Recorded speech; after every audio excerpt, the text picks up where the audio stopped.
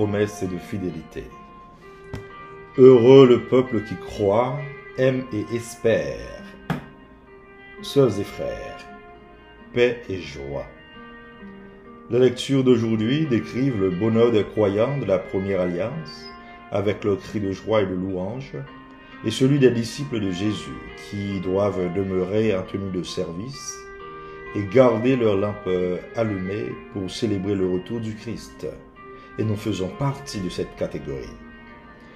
Dans le passage que nous lisons ce dimanche en Sagesse 18, 6, 9, l'intérêt se porte particulièrement sur la sortie d'Égypte, vers 1250 avant Jésus-Christ. Le Seigneur avait assuré par Moïse que le peuple serait libéré. La ruine des ennemis désigne donc la mort des premiers-nés égyptiens, l'épreuve décisive qui va amener le Pharaon à laisser partir les Israélites. Le malheur des oppresseurs devient le salut des justes opprimés. C'était au temps de la Pâque, lorsque l'on offrait en famille le sacrifice traditionnel de l'agneau. En recevant le sacrifice de son peuple, Dieu a scellé avec lui une alliance par le sang de l'agneau, afin de les libérer du joug du Pharaon et son armée. Cette célébration aura désormais un sens nouveau. Ce sera la fête de la liberté donnée par le Seigneur à son peuple, qui se soude dans cet événement pour le meilleur et pour le pire. Nous pouvons donc nous réjouir, car notre Dieu est un libérateur, un sauveur, et il garde à jamais sa fidélité en raison de la promesse faite à notre père Abraham. La deuxième lecture nous fait revivre l'expérience de la foi d'Abraham avec le Dieu fidèle. Tout part d'une absurdité, une voie, une promesse, un chemin inconnu.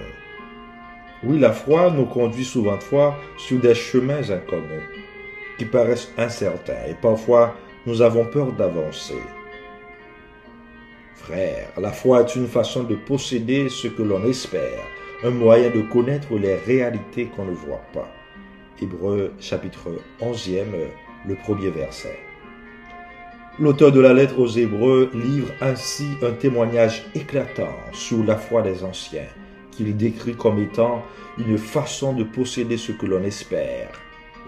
C'est une invitation à accueillir la foi, qui par sa définition nous ouvre aux mystères insondables de Dieu.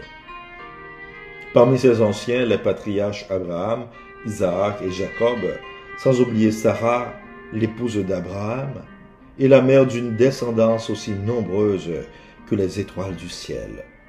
Tous les quatre étaient des étrangers et des voyageurs, et ils ont cheminé en aspirant à une patrie meilleure, celle des cieux.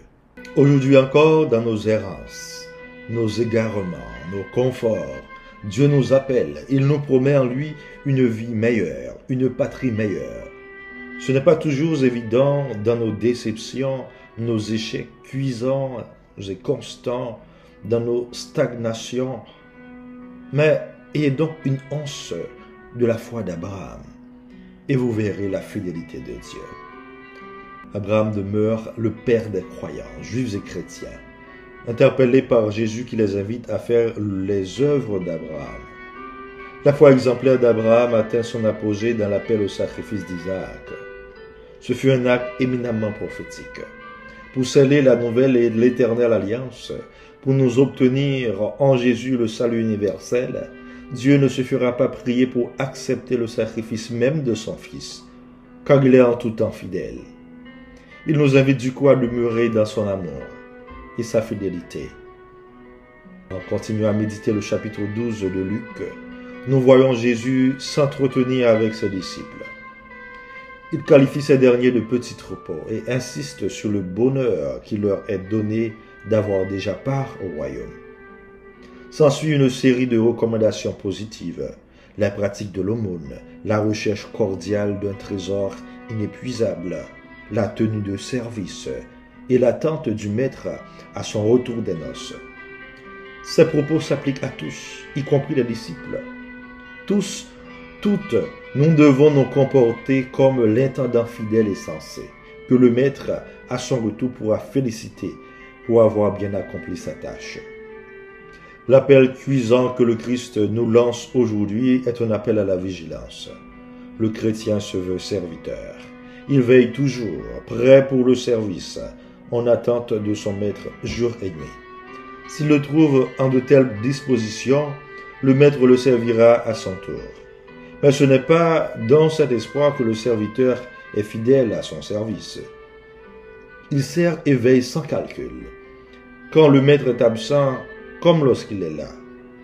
Par deux fois, Jésus déclare « Heureux de tels serviteurs ». En fait, cela nous rappelle, frères et sœurs, notre statut de voyageurs. Nous sommes en marche vers notre vraie patrie, là où nous devons miser le trésor de notre foi, le ciel. Sœurs et frères, le Dieu qui nous appelle à son service est plein d'amour. Il demeure fidèle à ses promesses. Nous devons être en joie, sachant qu'il est le Dieu qui nous sauve, mais nous devons aussi participer à cette histoire de fidélité. Que ton amour, Seigneur, soit sur nous, comme notre espoir est en toi. Amen.